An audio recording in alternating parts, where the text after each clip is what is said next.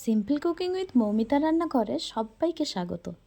আজকে আরও একটি নতুন ব্লগ নিয়ে চলে এসেছি।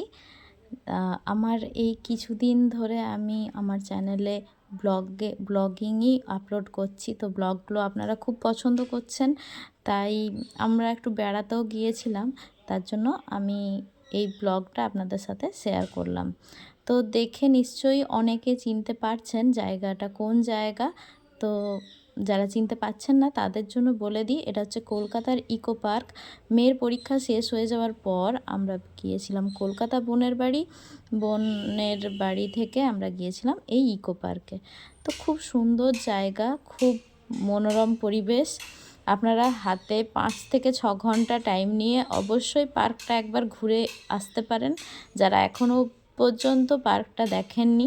দেখুন ওইদিকে দেখা যাচ্ছে আইফিল টাওয়ার। এখানে কিন্তু সপ্তম আশ্চর্য যেগুলো বলে সেগুলো কিন্তু সবই আছে আমাদের এই ইকো পার্কে। তো এই দেখুন মাঝে মাঝে রাস্তার ধারে ধারে এই স্ট্যাচুগুলো আছে, এগুলো কিন্তু খুব সুন্দর লাগছে, বেশ বেশ খুব ভালো লাগছে। এরপর এই দেখুন আমি রেডি হয়ে গেছি। আমি রেডি হয়ে এই যে এটা হচ্ছে বোনের রুম, মা বসে আছে আমার পিছন দিকে, মেয়ে বসে আছে। তো আমরা রেডি হয়ে বসে আছি বেরোবো বলে। আমরা ঠিক 3:30-র সময় রেডি হয়ে গিয়েছিলাম আর বাড়ি থেকে বেরিয়ে গিয়েছিলাম 4টের সময়। আমরা কিন্তু ইকো পার্কে 4:30-র মধ্যে পৌঁছে গিয়েছিলাম। দুপুর থাকতে যদি আপনারা একটু পৌঁছে যান তাহলে কিন্তু খুব সুবিধা হবে। আর আমার এই যে লুকটা দেখিয়ে দিলাম, রেডি হওয়ার লুকটা। গরম প্রচণ্ড ছিল, তো আমরা এরপর বেরিয়ে গেলাম, মা বোন আমি আমার মেয়ে সবাই মিলে অটো ধরে বেরিয়ে গেলাম ইকো পার্কের উদ্দেশ্যে। তো কিভাবে ইকো পার্কে ঘুরলাম, কিভাবে সারাদিন মানে এই সময়টা কাটালাম ইকো পার্কে, সেগুলো সবই এই ব্লগের মধ্যে আপনারা দেখতে পাবেন। তো কেউ ভিডিওটা স্কিপ না করে আপনারা পুরো ভিডিওটা কিন্তু দেখবেন অ্যাড সহ। আশা করছি আপনাদের আজকের ব্লগটা খুবই ভালো লাগবে। আর এটা আমরা ওইখান থেকে অটো ধরে আমরা পৌঁছে গিয়েছিলাম DLF 1-এ। আমরা এখন আছি নিউ টাউনে। তো নিউ টাউনের মধ্যে আমরা DLF 1-এ চলে গেছিলাম। DLF 1 থেকে আমরা বাসে করে গিয়েছিলাম ইকো পার্কে। তো বেশি দূরের রাস্তা নয়, কিন্তু বাসে করে আমাদের আধ ঘন্টার মতো টাইম লেগেছিল ইকো পার্কে পৌঁছাতে। আর অটো থেকে আমাদের এখানটা পৌঁছাতে, DLF 1 পৌঁছাতে আমাদের ওই 15 মিনিটের মতো টাইম লেগেছিল। টোটাল 50 মিনিটের মতো হয়তো টাইম লেগেছিল। তো 45 মিনিটের মধ্যেই মনে হয় পৌঁছে গিয়েছিলাম। তো বাস লেটের জন্য একটু টাইম আপনার লাগতে পারে। তো এই দেখুন আমরা পৌঁছে গেছি DLF 1-এর কাছাকাছি। তো আপনাদের বাইরের রাস্তাটা দেখাচ্ছি। আপনারা যারা কলকাতায় থাকেন তারা এগুলো সবাই চেনেন, কোনটা কি নাম জায়গার। আমি যেটুকু জানি, আমার যেটুকু আমি বুঝতে পারি, আমি সেটুকুই আপনাদের সামনে তুলে ধরছি। তো অটো থেকে নেমে গেলাম। অটোতে করে এখানটায় আসতে আমাদের 10 টাকা করে নেয়, তো বেশি টাকা নয় কিন্তু। এরপর এইখান থেকে বাসে করে আবার মনে হয় 10-20 টাকা করেই নেয়। তো চলুন DLF 1-এর চারদিকের রাস্তাগুলো আপনাদের দেখিয়ে দিলাম। এরপর আমরা এদিক থেকে আবার বাস ধরার উদ্দেশ্যে অন্য একটা সাইডে যেতে হবে, রাস্তার ওই পারে যেতে হবে। তার জন্য আমাদেরকে একটা রাস্তা দিয়ে যেতে হবে, নিচের দিকে গ্রাউন্ড ফ্লোরের রাস্তা দিয়ে আরেকটা পাশে উঠতে হবে। তো ওটা দেখাইনি। এরপর আমরা বাসে চেপে যাচ্ছি, সেটাই দেখাবো। এই যে বাসে চেপে গেছি, প্রচণ্ড গরম। বাসটা কিন্তু ফাঁকাই ছিল। বাসে করে আমরা যাচ্ছি, প্রত্যেকটা সিটে একজন করে করে আমরা বসে আছি। তো চলুন, আমার কিন্তু খুব আনন্দ হচ্ছে, কারণ কলকাতায় প্রথমবার আমি কলকাতা ঘুরে দেখছি। কারণ আমি যতবার এসেছি কলকাতা, আমি কিন্তু বেলুড় মঠ আর আমি দক্ষিণেশ্বর এটুকুই দেখেছি কলকাতার। আর কলকাতার আমি মিউজিয়াম দেখেছি, আর কলকাতার চিড়িয়াখানাও দেখেছি। তো এই কিছু জিনিস দেখা হয়েছে। আর আজকে যাচ্ছি ইকো পার্ক, নতুন একটা জায়গা। তো আমার খুব আনন্দ লাগছে সেজন্য। আর মাকে নিয়ে যাচ্ছি, এই জন্য আরও বেশি আনন্দ লাগছে। তো দেখুন আমরা পৌঁছে গেছি বিশ্ব বাংলা গেটের কাছে। কলকাতার সব মানুষরাই এই বিশ্ব বাংলা গেট আশা করি আমার সব ইউটিউবের ফ্যামিলির বন্ধুরা সবাই চেনে। তো এটা আমার খুব ভালো লাগে, একবার আসবো এই ভেতরে উঠে দেখব বিশ্ব বাংলা গেটের ভেতরে নাকি হোটেল আছে।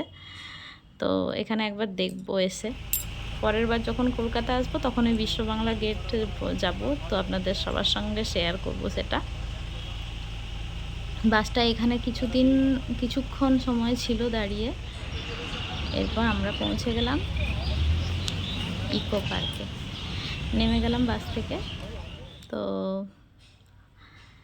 আমরা এবার যাচ্ছি পার্কের দিকে। প্রচণ্ড গরম ছিল কিন্তু সেই সময়।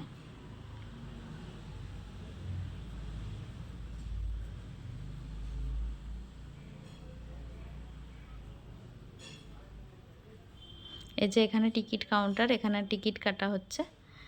তো চলুন, আমি এই যে গেটটা দিয়ে ঢুকলাম আমরা, ইকো পার্কের গেট। সঙ্গে থাকুন, আর ভালো লাগলে ভিডিওটা লাইক, কমেন্ট, শেয়ার, সাবস্ক্রাইব করতে একদম ভুলবেন না। আর আপনাদের কমেন্টগুলো কিন্তু আমি প্রত্যেকটা কমেন্টই পড়ি। বোন টিকিট কেটে নিয়ে এলো, এরপর আমরা ভেতরে যাব দেখতে সব কিছু কি আছে পার্কের ভেতরে।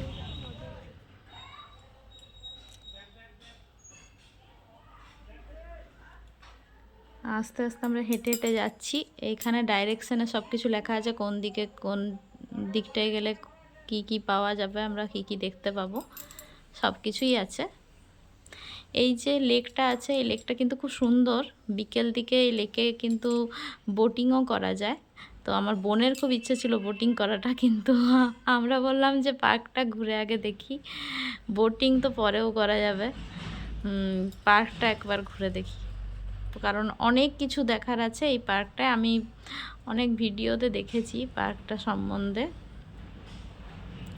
তো ওই অনেক কিছু জিনিস আমরা কিন্তু দেখতে পাইনি, মানে পুরো পার্কটা আমরা ঘুরে দেখতে পারিনি, কারণ সন্ধে হয়েছিল। আর সন্ধ্যের সময় না বাটারফ্লাই গার্ডেন এগুলো সব বন্ধ হয়ে গিয়েছিল। 4:30টায় পৌঁছে গিয়েও কিন্তু আমরা সব কিছু পুরো পার্কটা দেখতে পাইনি। তো এই লেকটার সামনে খুব সুন্দর হাওয়া দিচ্ছিল। আর এই যে এটা একটা স্ট্যাচু বানানো আছে, আমার মেয়ে ওর সাথে গল্প করছে আর ওর মতো করার চেষ্টা করছে। আমি একটু ওর ইয়েটা তুলে নিলাম, ভিডিও ক্লিপটা, ও কী করছে সেটা দেখে। আর এদিকে আমার বোন আমার মায়ের ফটো তুলে দিচ্ছে। আমরাও কিছু ক্যাপচার করেছিলাম ছবি। এখানে খুব সুন্দর হাওয়া দিচ্ছিল। আর যেহেতু গরম ছিল না, প্রচণ্ড কষ্ট হচ্ছিল হাঁটতে, এটাই একটা প্রবলেম গরমকালে। এরপর আমরা হেঁটে হেঁটে পৌঁছে গেলাম জাপানিজ টেম্পেলে। জাপানিজ টেম্পলটা দারুণ ছিল। তো চলুন আমরা এবার আপনাদেরকে জাপানিজ টেম্পল দেখাবো। এই যে জাপানিজ টেম্পল, এটা গেট, মেন গেট, কিন্তু এখান দিয়ে ঢোকা যায় না। পাশে একটা রেস্টুরেন্ট আছে, রেস্টুরেন্টের মধ্যে দিয়ে জাপানিজ টেম্পলে ঢোকা যায়।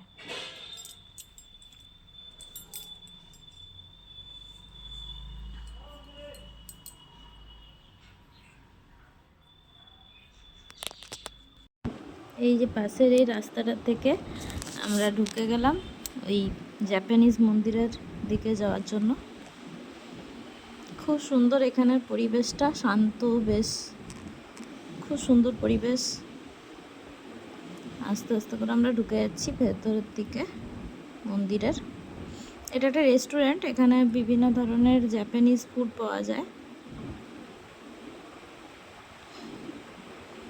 আর ওই যে দেখতে পাচ্ছেন বুদ্ধা,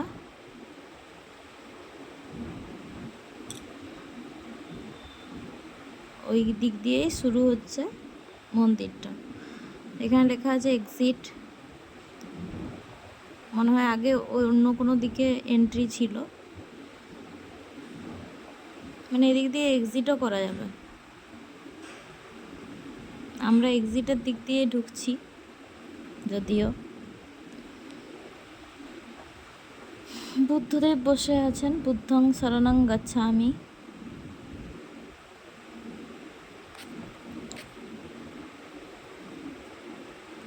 এই যে এনারা হচ্ছেন জাপানিজদের বিভিন্ন মঙ্ক, তাদের এখানে মূর্তি আছে।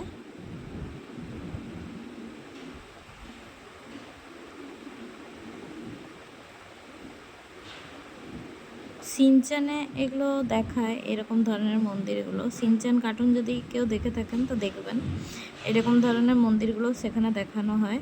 আর এই যে চক্রটা দেখানো হচ্ছে, দেখা যাচ্ছে, এটাও জাপানিজদেরই কোনো একটা আধ্যাত্মিকেরই কিছু একটা সিম্বল, যেটা মেয়ে বলছিল, আমি অতটা মনে নেই আমার। এবার এই রাস্তাটা দিয়ে আমরা চলে যাব। খুব সুন্দর গাছ দিয়ে বানানো রাস্তা, লতানো গাছ দিয়ে। এরপর মন্দিরের কাছে আমরা চলে এসেছি। এখানেও কিছু মঙ্ক বসে আছেন মন্দিরের সামনে। আর উপর দিকে কিছু ভূত, আমার মেয়ে বলছিল এইগুলো ভূতগুলোকে বেঁধে রাখা আছে এখানে মন্দিরের বাইরে, রাক্ষস। তো এই যে মন্দিরটার ভেতরে আমরা ঢুকবো,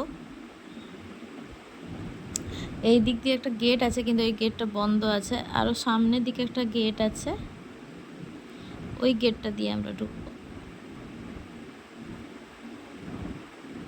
আর এই রাস্তাটা আমি পরে দেখাচ্ছি, পরে বলছি।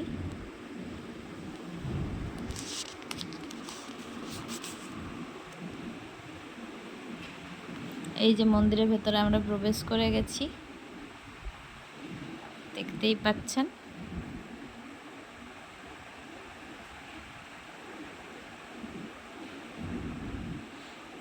তো আমার মেয়ে একটু লম্বাভাবে করে দিয়েছে ভিডিওটা, উল্টো দিকে করেছে। আপনারা একটু ঠিক মতো করে দেখে নেবেন মোবাইলকে ঘুরিয়ে। এই যে এগুলো একটু ঘুরিয়ে নিচ্ছি। এগুলো আমরা যখন দার্জিলিং, সিকিম গিয়েছিলাম, অনেক এগুলো ঘুরিয়েছিলাম। ভালো লাগে এগুলো ঘোরাতে, বেশ মজা লাগে।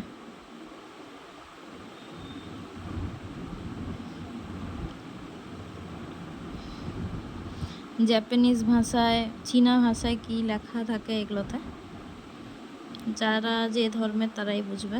এই যে মন্দিরটা খুব সুন্দর, লাল রঙের রং করা আছে, কাঠের পুরো মন্দিরটা, কিন্তু মন্দিরটা পুরো কাঠের, খুব সুন্দর মন্দিরটা। মা, বোন, মেয়ে ওরাও করে নিল একবার করে। এই নামটা আমি ভুলে গেছি, মনে পড়ছে না। এরপর এই যে এই রাস্তাটা দেখতে পাচ্ছেন, আমার মেয়ে বলছে এই রাস্তাটা, এই যে ফাঁকা ফাঁকা জায়গাগুলো আছে, ও করে দেখছিল যে তুমি কতটা মোটা, তুমি কতটা পাতলা, বোঝা যাবে। এইগুলো পেরিয়ে পেরিয়ে যেতে হয়, মানে একদিকে ঢুকবেন, একদিকে বেরিয়ে যাবেন ওই দিক দিয়ে। আমাকেও করতে বলছিলাম, না তুই কর, আমি করতে পারছি না, আমার দেখার দরকার নেই আমি কতটা পাতলা কতটা মোটা। ওই যে ও করছে, একবার করে ঢুকছে ওইদিকে, একবার করে বেরিয়ে যাচ্ছে,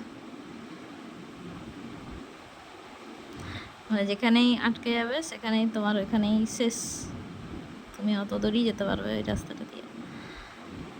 তো আমি হেঁটে হেঁটে মাঝখান দিয়ে চলে এলাম। রাস্তাটার খুব সুন্দর বেশ জিনিসটা বানানো আছে। তো আজকের মতো ভিডিওটা আমি এখানেই শেষ করলাম, আরও অনেকটা আছে, পরবর্তী দেখাবো নেক্সট পার্টে। ততক্ষণ টাটা, ভালো থাকবেন, বাই।